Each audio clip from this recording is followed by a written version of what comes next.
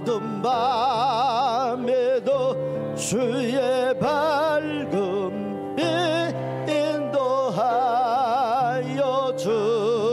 주신다. 본문 말씀 사도행전 10장 1절 말씀 보겠습니다. 1절에서 5절 말씀 바로 읽겠습니다. 함께 읽습니다. 가이사랴에 고넬료라는 사람이 있으니 이달리아의 부대라 하는 군대의 백부장이라. 그가 경건하여, 계속 2절부터 5절까지 띄워주세요.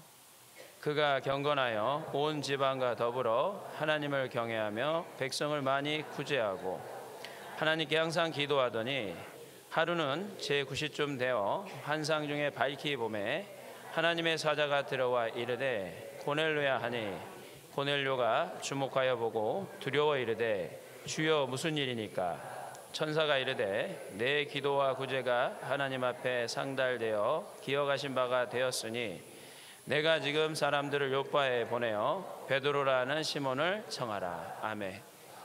먼저 기도하겠습니다. 하나님 감사합니다. 하나님의 음성 듣기 성회에 또 귀한 하나님의 남녀 종들을 모이게 하시고 은혜 받게 하시니 감사합니다. 이제 마지막 날 첫 시간 하나님께서 은혜 베풀어 주시길 원합니다. 부족한 자를 부르셔서 세우셨사오니 오직 하나님의 뜻만이 오늘 이 시간 나타나게 하시고 입술을 통하여서 전해지는 메시지 가운데 감동과 또 결단하는 은혜가 있는 특별한 은혜의 시간이 되길 원합니다. 성령 하나님 이곳 가운데 함께 하시는 줄 믿습니다. 성령께서만 온전히 주장하여 주시옵소서. 예수님의 이름으로 감사하며 기도합나이다. 아멘. 하나님의 음성 듣기 성회인데 사실 저보다 우리 같이 동역하는 사역자님들이 훨씬 하나님의 음성을 잘 듣고 또 훌륭한 분들이 많은데 제가 특강을 하게 됐는데요. 겸손한 말이 아니라 진짜 저보다 다 이렇게 하나님의 음성을 잘 듣고 그런 훌륭한 분들인데 또 부족한 저 같은 사람을 세우신 하나님의 뜻이 있는 줄로 믿습니다. 아마도 이런 좀 부족한 자도 하나님이 은혜 주시고 축복해 주신다라는 그런 이야기를 통해서 여러분들이 위로받으시고 또 도전받으시고 자신감을 가지시라고 이렇게 저를 또 부르신 것 같은데요.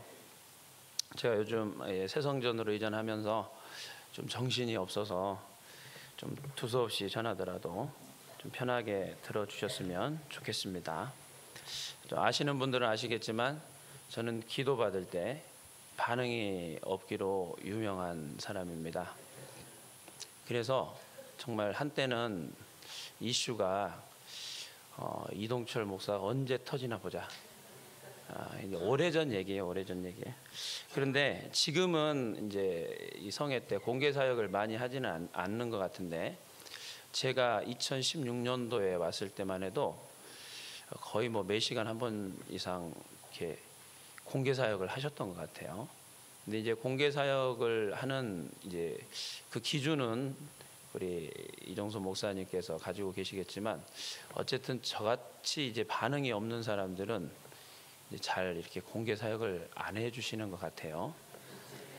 그래서 제가 한 1년 정도 이상 다녔는데 뭐 기대도 안 했지만 뭐 부르시지도 않고 이제 공개 사역을 안 해주시더라고요. 그래서 어지간히 좀 한 6개월 이상 참여하시면 다 한 번씩 나가서 공개 사역을 받으시더라고요. 근데 저는 1년 이상 다녔는데도 뭐 기대도 하지 않았고 이제 이종수 목사님도 저를 전혀 부를 생각을 안 하시더라고요. 근데 어느 성회 때 휴식 시간이었는데 제가 딱 앉아 있었어요. 근데 갑자기 이런 마음이 드는 겁니다. 다음 시간에 공개 사역을 받는다는 것을 제가 저절로 알게 되더라고요. 표현을 이렇게밖에 할 수 없는 게 그냥 알아져요. 아, 내가 다음 시간에 공개 사역을 받겠구나. 근데 이게 그냥 알아지는 거예요. 그리고 딱 다음 시간이 됐어요. 근데 이종수 목사님이 딱 나오시더니 시작하자마자 절을 나오라는 거예요. 그래서 이제 놀라지 않았죠. 왜냐하면은 부를 걸 알고 있었으니까. 근데 이제 공개 사역을 하는 이유가 이제 그동안은 반응이 막 이렇게 일어나는 분들, 이제 이런 분들을 통해 가지고 이제 그런 성에 많은 유익을 주고자 하셨던 것 같은데, 그 시간에는 목사님께서 이런 생각을 하셨던 것 같아요. 이렇게 반응 없는 사람도 있다. 이거 이제 보여주려고 이제 저를 부르신 거예요. 근데 여러분 좀 놀랍지 않나요? 그 사람의 생각과 계획을 사람이 하는데 성령님은 알고 계셨다는 거예요. 그러니까 아마 그 휴식 시간에 목사님께서 다음 시간에는 내가 이동철 목사를 불러가지고 공개 사역 한번 해야 되겠다. 이제 그 나름대로 인간적인 생각이 있잖아요. 아니면 성령님의 인도를 받으시니까. 근데 제 안에 계시는 성령님께서 앞으로 미래에 일어날 일을 바로 알려주시더라는 겁니다. 그래서 이게 실제구나. 물론 이제 엄청난 큰 사건이라고 하기보다는 저의 삶 가운데 하나님이 실제 우리의 삶 가운데 이 앞길을 안내해 주시고 제 인생의 앞길을 알고 계시고 인도하시는 분이라는 어떤 이제 체험들을 하나씩 하나님이 갖게 하시는 것 같아요. 그래서 여러분의 앞날도 하나님께서 미리 알고 계시고 가장 좋은 길로 갈 수 있도록 알려주시길 원하시는 분인 줄로 믿습니다. 근데 만일 잘못된 길로 가고 있다면 또한 방향을 바꿀 수 있도록 알려주시는 분인 줄로 믿습니다. 제가 하나님의 음성을 듣는 거에 대해서 사실은 조금 터부시하는 그런 마음이 있었는데, 왜냐하면 제가 평신도 시절에 보니까 하나님의 음성을 듣는다는 분들이 교회에서 말썽을 많이 일으키더라고요. 그래서 이제 그때 당시 제가 섬겼던 그 교회에서 그런 사람들을 일컬어서 직통 계시파, 그래가지고 이제 자기는 하나님께 직접 받는다 이거예요. 목사님 말도 안 듣고 누구 말도 안 들어요. 그냥 하나님이 나한테 말씀하신다 이거예요. 근데 보니까 이게 열매가 아름답지가 않은 거예요. 그래서 이제 저는 저 하나님의 음성을 듣는다는 게 좀 이상한 사람들일 수 있겠구나. 저는 이제 목사님의 말씀에 순종하면 되니까 굳이 내가 하나님의 음성을 들어야 되나? 하나님의 말씀을 우리가 이제 하나님의 음성 듣기를 해보신 분들은 아시겠지만 다양한 형태로 오잖아요. 그 중에 여러분 이 평신도들이 하나님의 음성을 듣는 가장 직접적이고 가장 안전한 방법이 사실은 설교 시간에 하나님의 말씀을 선포하실 때 그 말씀을 통해서 듣는 하나님의 음성이 사실 정확한 음성이거든요. 그래서 저 역시도 설교 시간에 하나님의 말씀을 듣고 그 말씀에 감동되어서 하나님 앞에 순종하는 그런 훈련, 또 하나님의 사람, 하나님이 세운 하나님의 종들의 권면이나 또는 가르침에 순종하면 되기 때문에 굳이 내가 뭐 저렇게 막 직통계시 받는 사람들처럼 요란 떨지 않아도 신앙생활하는데 큰 문제가 없을 것 같더라고요. 근데 이제 언제부터 문제가 발생했냐면 개척하고 난 다음부터. 이제 개척하고 난 다음에는 누가 저한테 이래라 저래라 이렇게 가르쳐 주지는 않잖아요. 이거 하십시오, 저거 하십시오. 그게 아니라 이제 제가 다 기도하고 결정을 해야 되는 거예요. 근데 기도해도 뭘 해야 되는지 이게 도무지 모르겠는 거예요. 그러니까 이제 우리가 전통적으로 하는 거 있잖아요. 기도하고 그 다음에 이제 전도하고 그 다음에 뭐 신방 갈 때 있으면 신방 가고, 열심을 내서 하는 거예요. 근데 열심을 내서 하는데 열매는 그렇게 썩 좋지는 않은 거예요.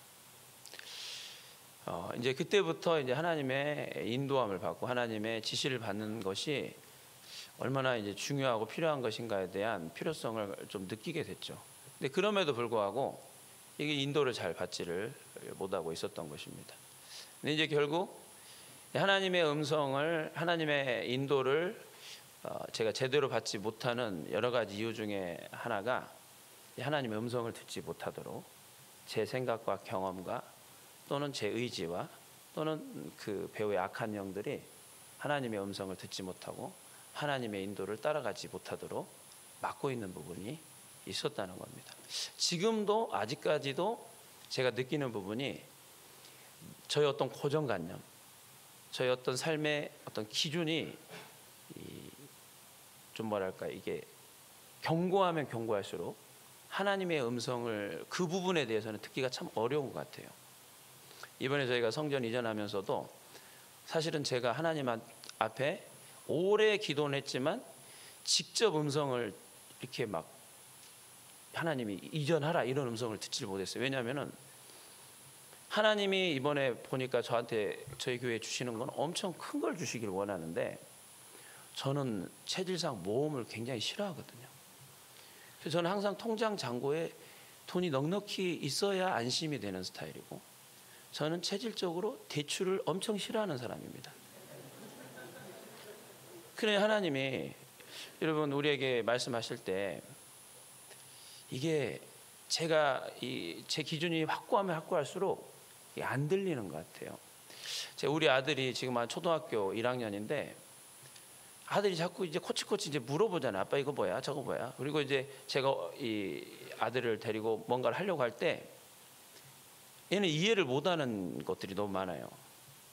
근데 그 일일이 제가 다 설명해 주려고 하면 이게 설명하기도 어렵고 그냥 따라와 이렇게 되는 경우가 많더라고요. 그러니까는 제가 아버지니까 제일 좋은 걸 주기를 원하지 아들한테 안 좋은 걸 주길 원하지 않잖아요. 너희가 악할지라도 자녀에게 좋은 것을 줄 줄 알거든. 하물며 하늘에 계신 너희 천부께서 사랑하는 자녀에게 좋은 것으로 주시지 않겠느냐. 근데 여러분 생각해 보세요. 내가 아직 육신에 속해 있고 믿음의 분량이 어린아이와 같다면 하나님이 구체적으로 일일이 설명해 주시기가 어렵겠죠. 제가 우리 아들 보면서 느끼는 게 그거예요. 아, 하나님이 나를 볼 때 이런 부분이 있겠구나. 그래서 제가 왜 하나님은 나한테 이렇게 좁게 시콜콜 말씀하지 않을까 생각해 보니까 제가 하나님의 그 뜻을 알아듣고 순종하기에는 이 믿음의 분량이 어린 부분들이 많은 거예요.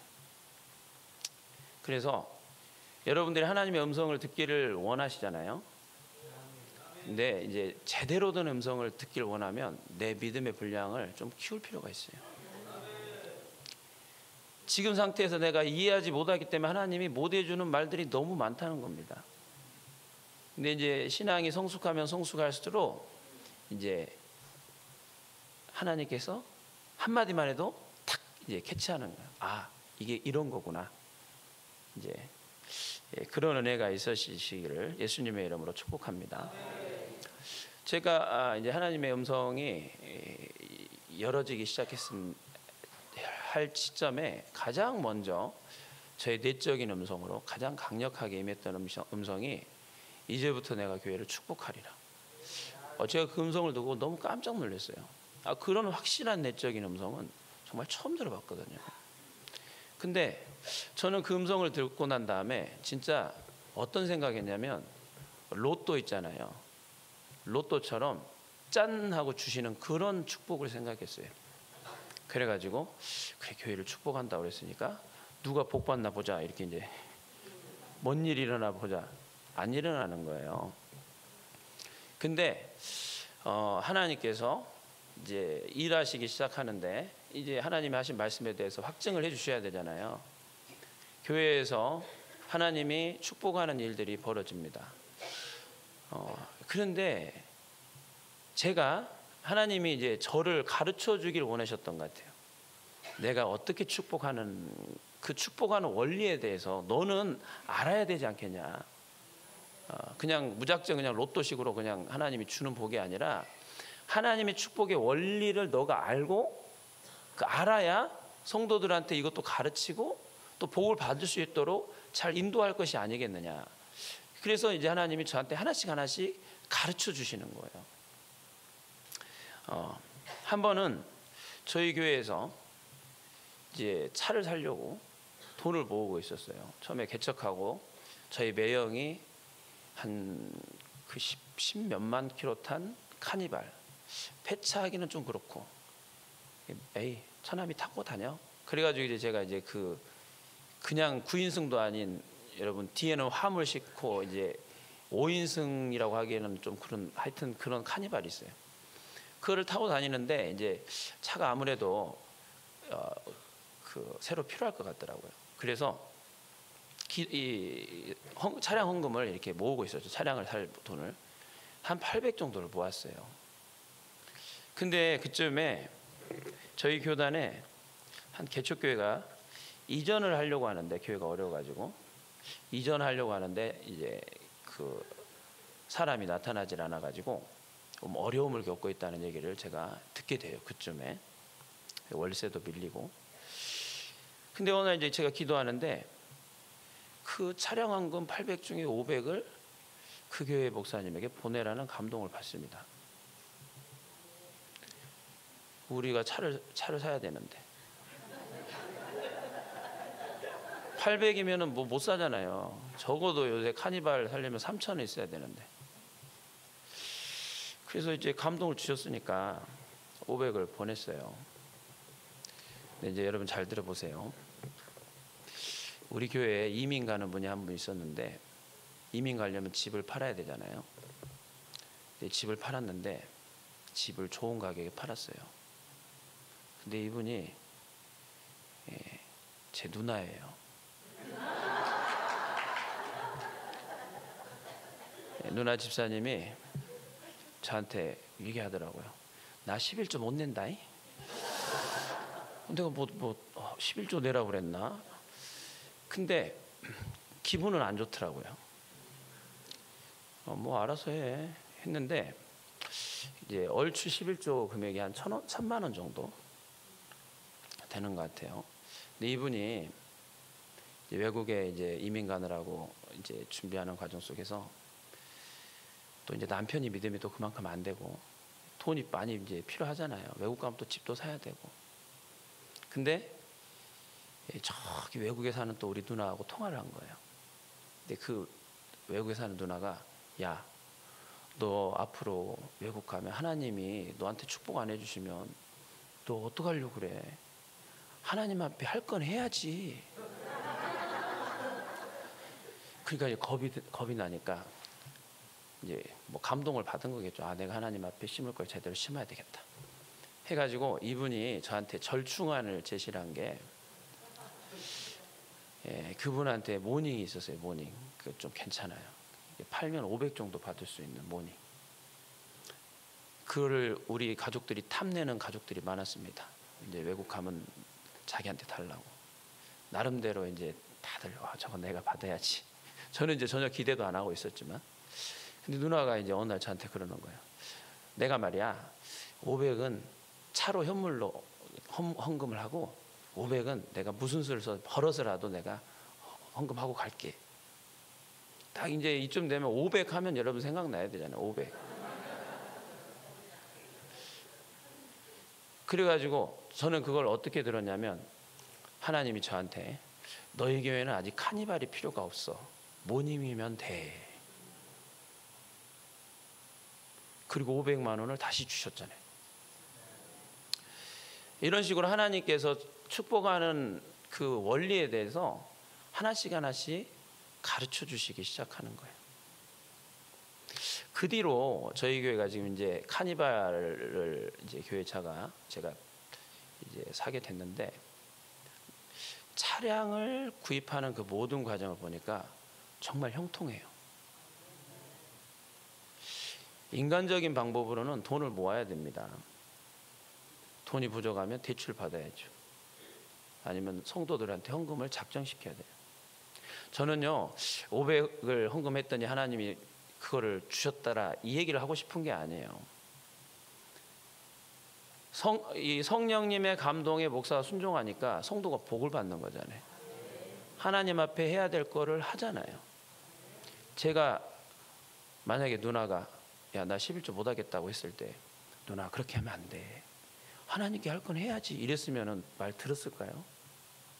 근데 하나님이 하게 하니까 하더라는 거죠.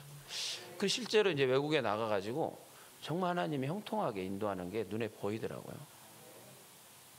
그래서 우리 주의 종들이 하나님의 음성에, 하나님의 감동에 순종할 때 사실은 성도들이 복을 받는 거예요.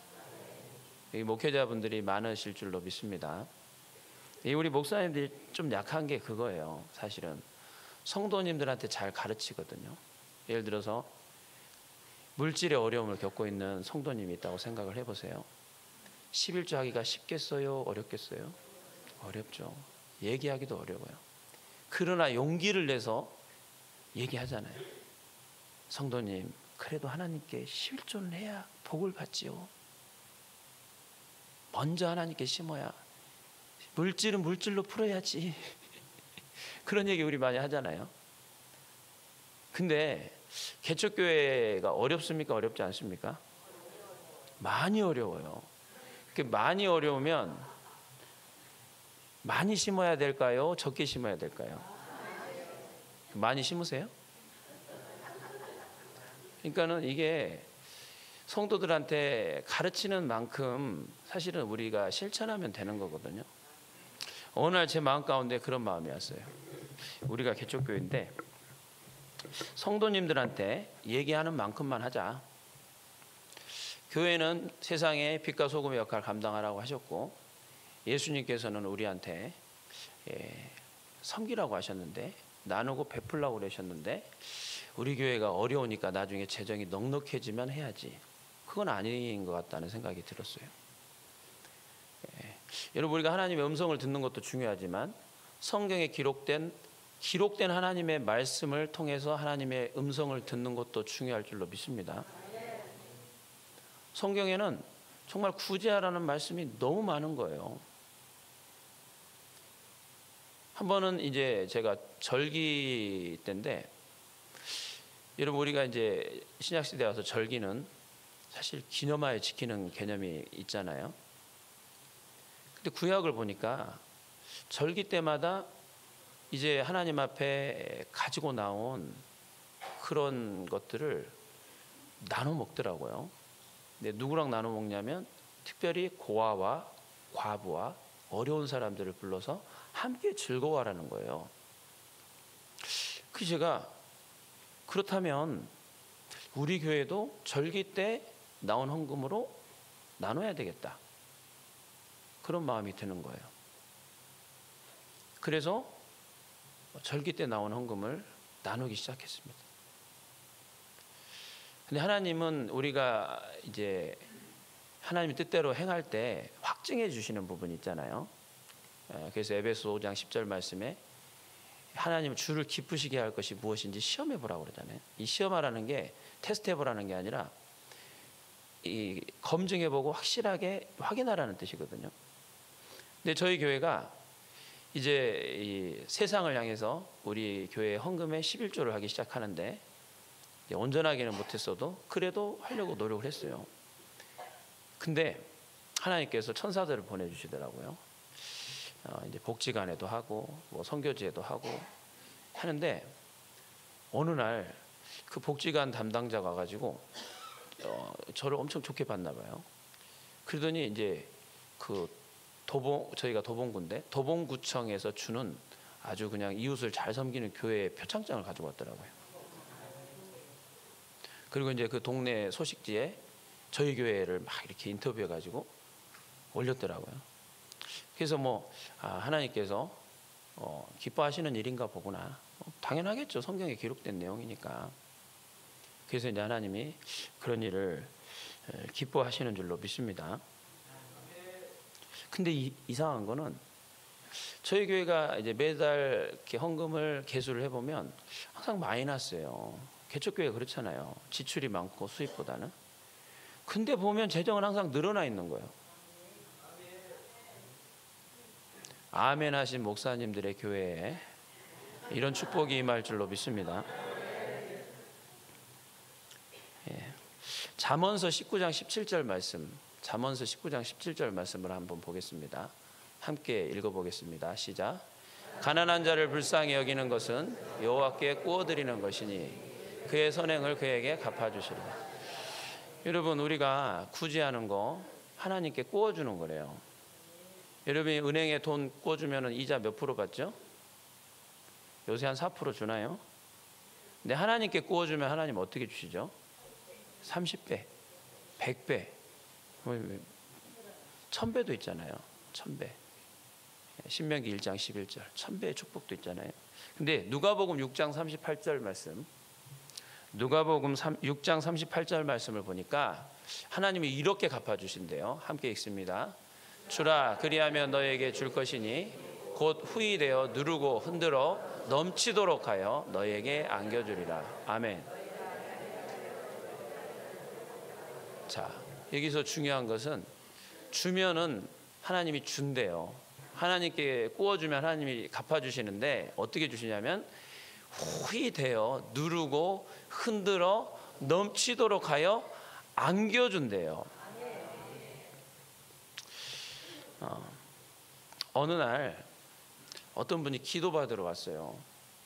기도를 해줬는데 이분이 은혜를 받고 은혜를 많이 받아가지고 제가 부탁하지도 않았는데 자기 아는 분 중에 애언을 잘하시는 분이 있나 봐요. 그 제 교회하고 저희 교회하고 제 이름을 그분한테 알려주면서 이 목사님이 어떤 목사님인지 한번 기도해 주세요. 이렇게 그래가지고 이분이 카톡으로 저한테 파일을 하나 보냈어요. 목사님에 대한 감동을 기도해 주신 거니까 한번 들어보세요. 들었는데 다른 건 다 기억이 안 나는데 딱 하나 기억나더라고요. 이분이 저에 대해서 전혀 몰라요. 한번 기도 받으러 오신 분이 저에 대해서 뭘 알겠어요. 그리고 이제 그분이 기도 부탁하시는 분은 더더욱 저에 대해서 모르겠죠. 근데 그 내용 중에 이런 내용이 있더라고요. 우리 교회가 넉넉지 않은 재정에도 불구하고 구제와 남을 돕는 것에 힘쓰는 것을 알고 있다. 하나님이 그것을 기뻐하신다. 이렇게 이제 그분이 저에 대해서 전혀 모르는 분이 그런 음성을 남겨주셨더라고요. 제가 오늘 사도행전 10장 1절에서 5절까지 읽었는데 사도행전 10장 4절 말씀을 보니까 고넬료에게 이런 사건이 있었더라고요. 고넬료가 이방인이고 백부장이잖아요. 근데 이 사람이 평상시에 기도를 많이 했나 봐요. 그리고 기도 플러스 뭘 힘썼던 사람이죠? 구제. 자, 고넬료가 주목하여 보고 두려워 이르되 주여 무슨 일입니까? 천사가 이르되 내 기도와 구제가 하나님 앞에 상달되어 기억하신 바가 됐다는 거예요. 성경에 기록된 말씀들이 여러분 나의 삶 가운데 경험되어지는 게 은혜인 줄로 믿습니다. 우리가 하나님의 음성 듣기를 정말 간구하고 원하는데 이제 여러 가지 목적이 있잖아요. 저 같은 경우는 사실은 이제 많은 사역자들한테 저에 대해서 좀 기도해 주십시오라고 했을 때 어떤 의도로 얘기를 하냐면 확증을 받고 싶을 때가 많아요. 내가 지금 계획하고 내가 지금 하고 있는 그런 어떤 사역의 방향이나 인생의 방향이 이제 하나님께서 잘하고 있다라는 확증받고 싶을 때가 많은 것 같아요. 여러분은 안 그러신가요? 근데 여러분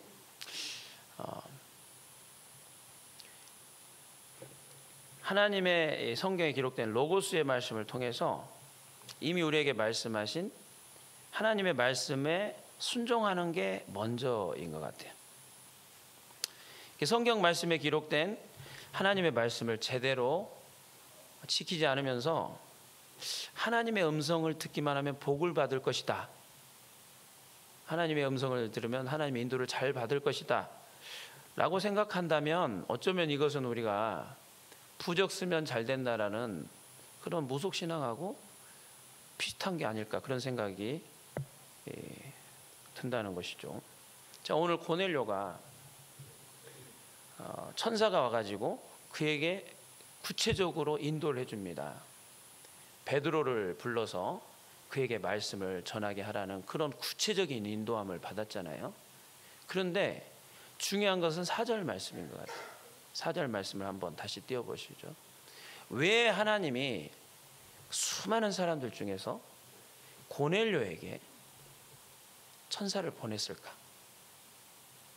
그 이유에 대해서 사도행전 10장 4절 말씀에 기록하고 있다는 것이죠. 뭐라고 기록하고 있죠?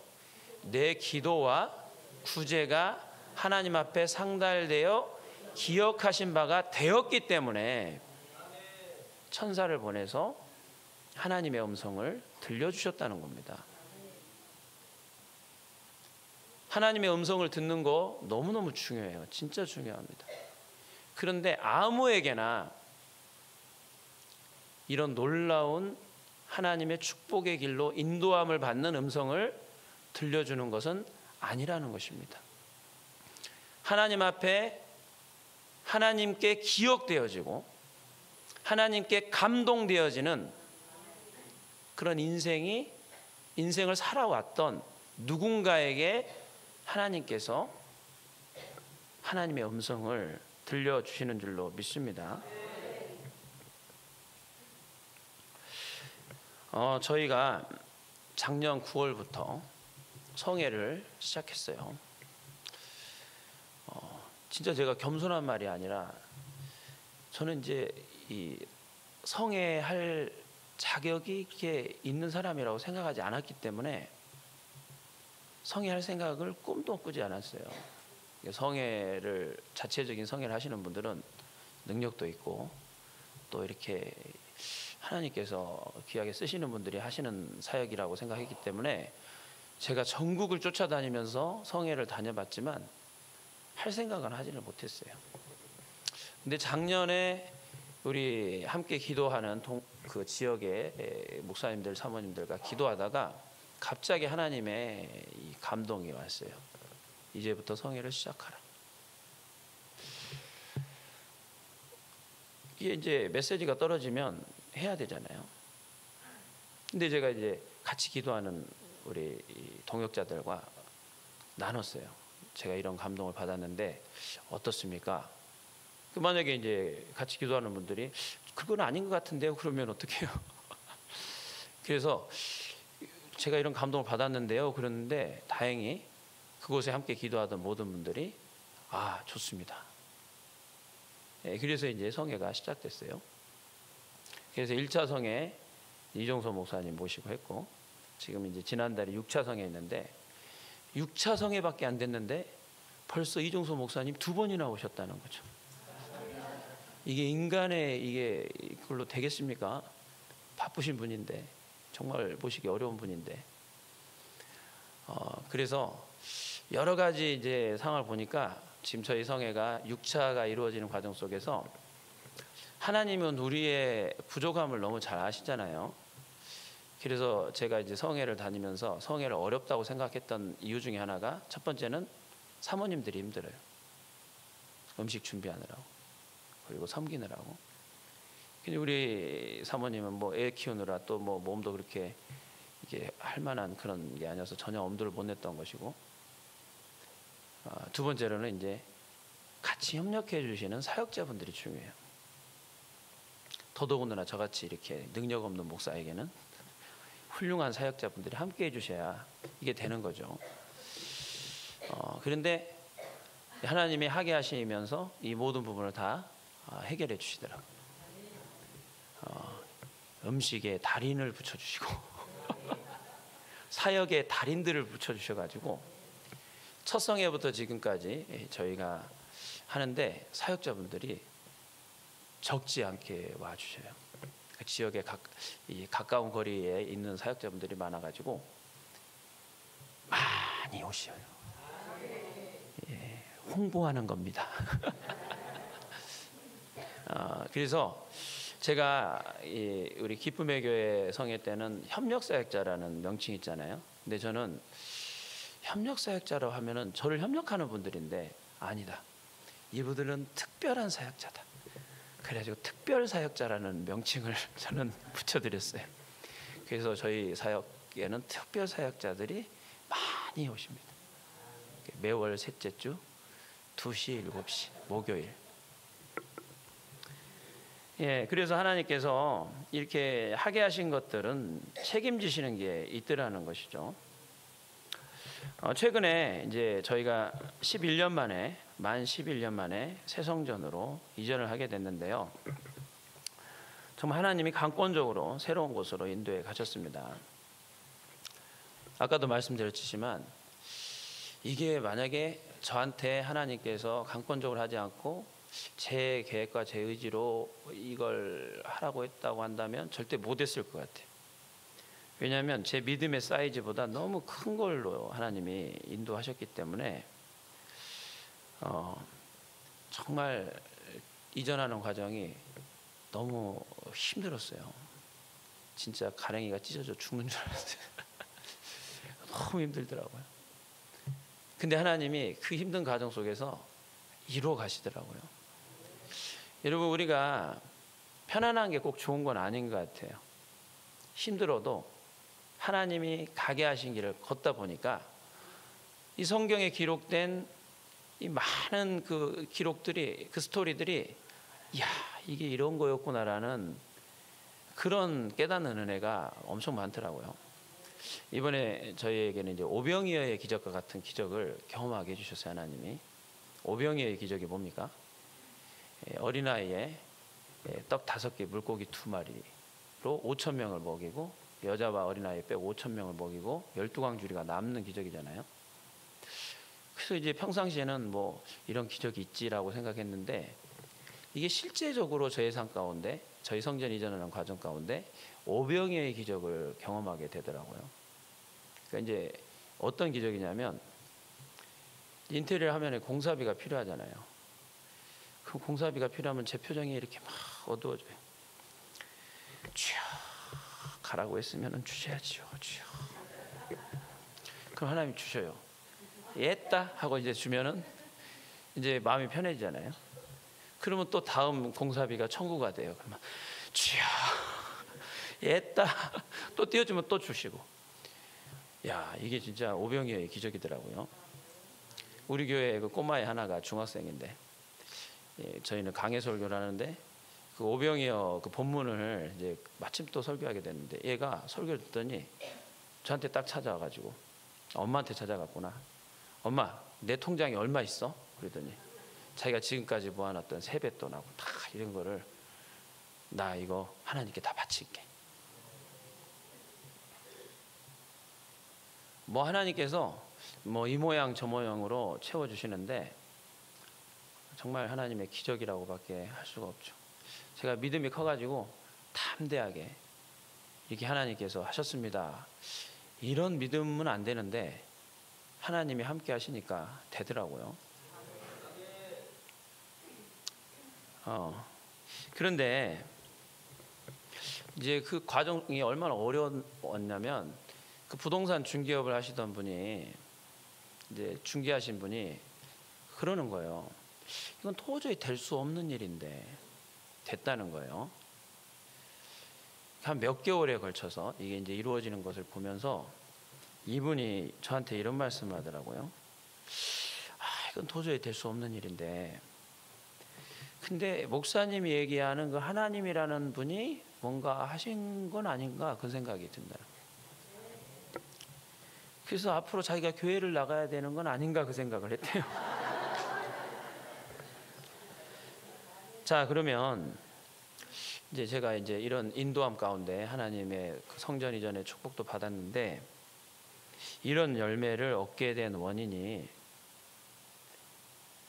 이제 사실은 많은 협력사역자분들의 이제 중보와 또 권면 때문도 있었어요. 제가 이제 10년 만에 건물주가 돌아가시면서 쫓겨났잖아요.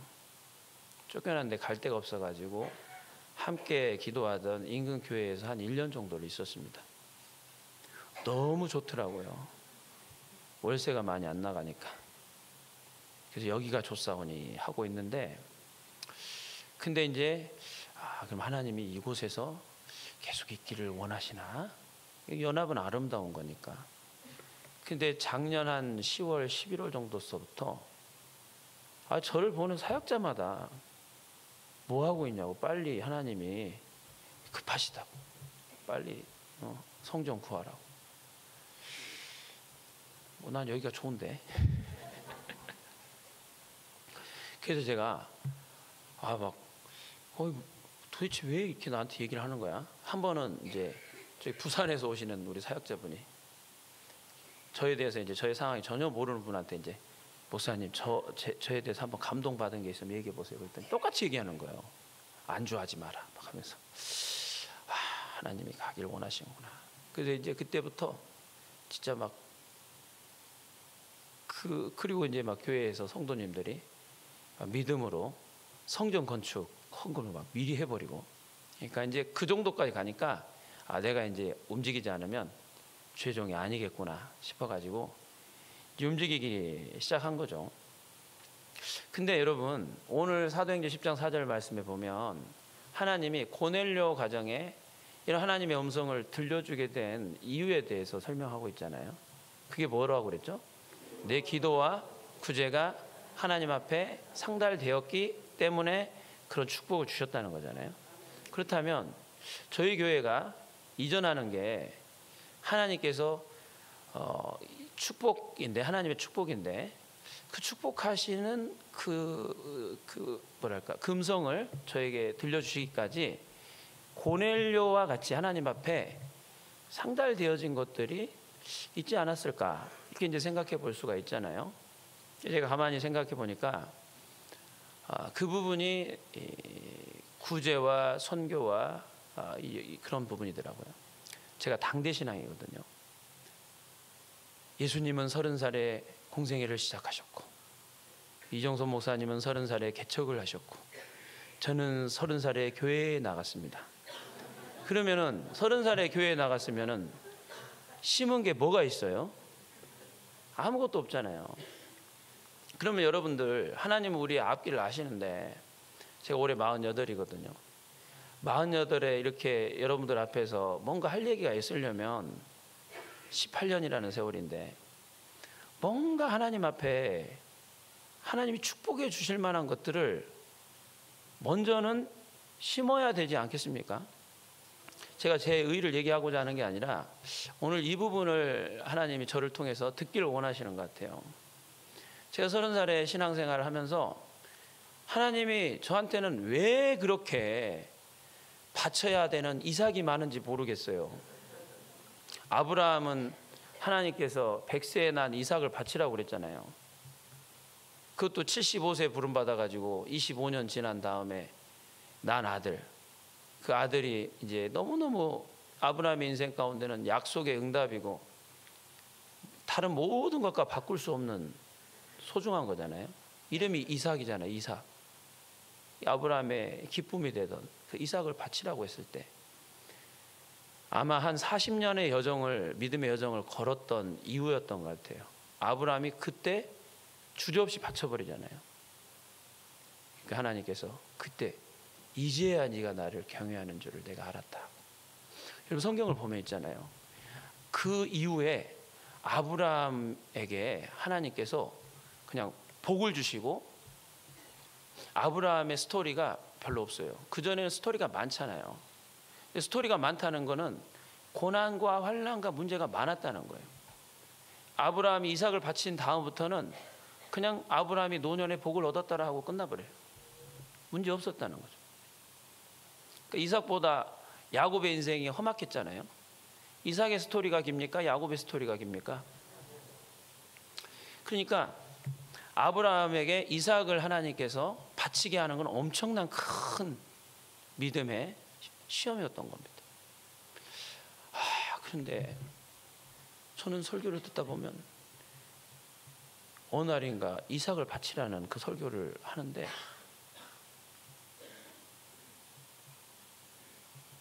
저의 인생 가운데 저의 기쁨이 되는 것들을 하나님이 바치라는 그런 음성으로 들리는 거예요. 제가 전직이 부동산 업자인데 저의 인생에 있어서 기쁨은 부동산인데, 그래서 정말 왜 이런 음성이 나한테 들릴까? 왜 다른 사람들한테는 이삭을 바치라는 얘기가 안 들리나?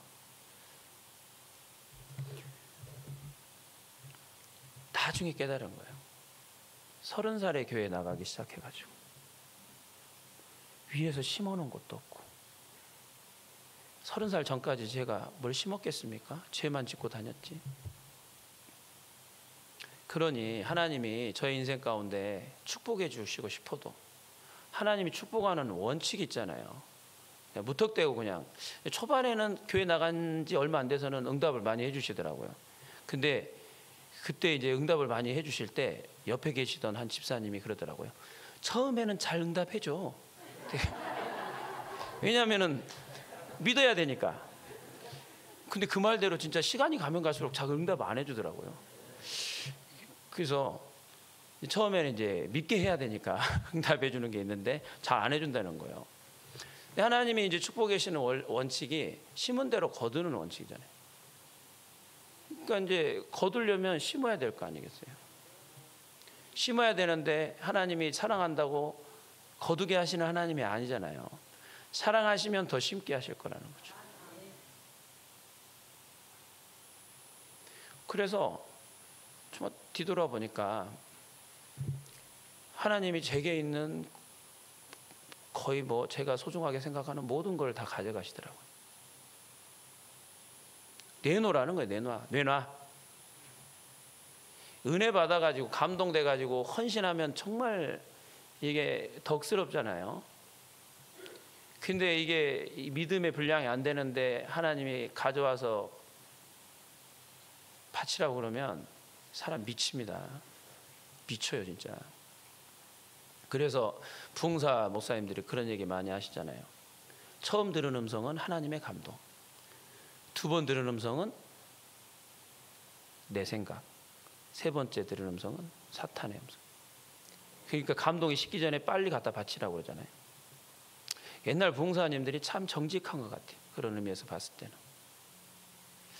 그래서 진짜 하나님께서 여러분들이 오늘 하나님의 음성 듣기를 이제 간절히 소망하잖아요. 근데 이 원리를 여러분들이 잊지 않았으면 좋겠어요. 저희 교회가 성전 이전하면서 사실은 좋은 교회로 가게 해주십시오 이렇게 기도 안 했습니다. 하나님이 그 기도를 먼저 시키더라고요. 이 컴패션이라는 단체를 통해서 어린아이들을 10명을 섬기라는 그런 기도 제목을 주셔가지고 그걸 실천했는데 그 다음에는 100명을 섬기라더라고요.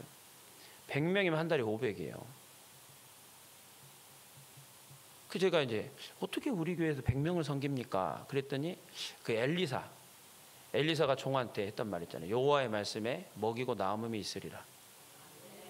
그래서 1년 내내 우리 교인들과 함께 그거를 기도 제목에 넣어가지고 기도했는데 야 하나님이 기도를 잘해야 되더라고요. 성전을 주시옵소서 기도는 해야 되겠지만 그거보다 하나님께서 더 기뻐하는 기도 제목이 100명의 어린아이를 먹일 수 있는 재정을 공급해 주옵소서. 이게 기도를 했더니 하나님이 우리 지금 이제 성전을 얻게 하셨는데 교회만 주신 게 아니라 아래층에 프랜차이즈 식당 카페를 같이 하게 하신 거예요. 이제 오픈한 지 이제 한 3주째인데 그래서 거기서 이제 저희가 이제 나오는 그 수익을 딱 이제 한 2주째 계산하면서 제가 결단했잖아요. 하나님께 우리가 기도했으니까 매출의 2%. 근데 이제 매출의 2%인데 믿음에 우리가 11조도 하니까 그래 매출 5천에 2%면 100만 원이지. 20명을 먹이자. 감동이 오면 빨리 순종해야 되잖아요. 순종해버렸어요.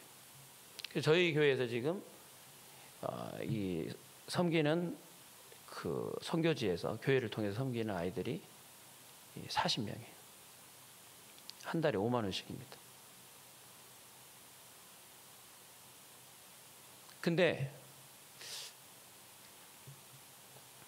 100명이잖아요. 100명을 놓고 기도하셨으니까 먹고 남음이 있으리라 하나님이 행하실 것으로 계속 믿고 기도해야 되겠죠. 근데 여기 이제 또 듣고 계신 분들 중에서도 은혜 받고 동참하실 분들은 동참하실 수 있기를 축복합니다. 제가 이제 그 건물 얻으면서 이제 주인하고 이렇게 협상을 하잖아요. 근데 이제 부동산이 월세가 거기가 부가세 포함해서 550인데 조금 조정이 될 수 있을 거다.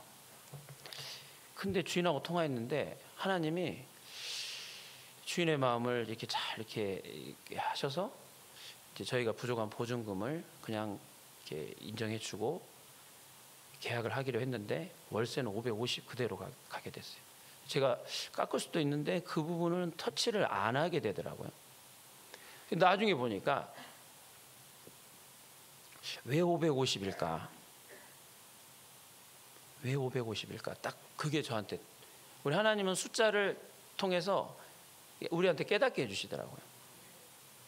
550 하면 생각나는 거 있잖아요.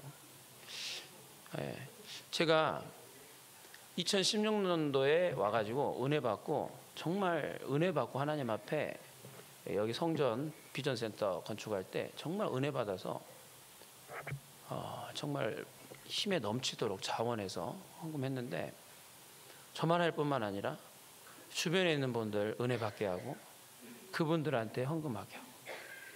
가만히 제가 이제 어느 날 개수를 해봤어요. 그랬더니 제가 이제 저를 통해서 이제 이곳에 와서 은혜 받고 또 제가 소개하고 뭐 이렇게 해서 막 감동받아서 이제 헌금하신 분들이 한 헌금 액수가 1억이 넘더라고요. 그래서 제가, 우리가 인생 해석을 잘해야 되니까 이런 생각이 들었어요. 550이라는 월세가, 하나님께서 550이라는 월세를 주신 이유가 네가 심은 대로 내가 매달 550을 채워주겠다. 인생은 해석이니까.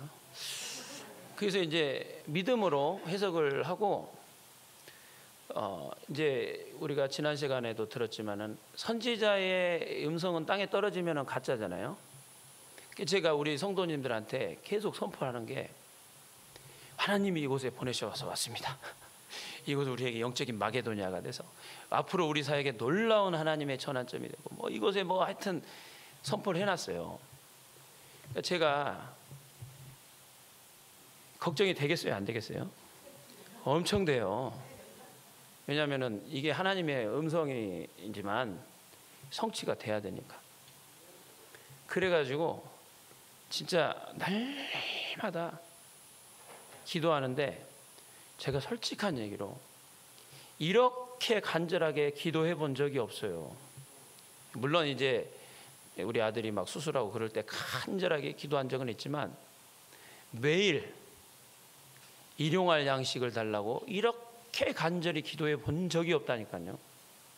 그래서 제 성전 이전하면서 하나님이 주신 가장 큰 축복이 뭡니까? 라고 얘기하면, 그렇게 멋진 건물을 주신 것도 아니고 인테리어 한 것도 아니고, 사실은 매일 하나님만을 간절히 의지할 수 있는 그런 상황으로 하나님이 인도하셔서, 하나님이 아니면 안 되고, 하나님의 은혜가 아니면 안 되고, 하나님 앞에 기도할 수밖에 없고, 제가 간절한 기도를 못하니까 하나님이 이렇게 몰아가신 것 같아요. 간절한 기도에는 능력이 있는 줄로 믿습니다. 그래서 정말 하루하루가 간절한 기도, 하나님의 은혜가 아니면은 도저히 감당할 수 없는 그런 환경으로 몰아가신 게 가장 큰 축복인 줄로 믿습니다. 육신의 눈으로 봤을 때는 고난이고 환난이고 어려움이지만, 영적인 눈으로 봤을 때는 엄청난 축복이더라고요. 그래서 여러분, 우리가 하나님의 음성을 잘 들어야 될 줄로 믿습니다. 여러분들 잘 들으시기를 축복합니다.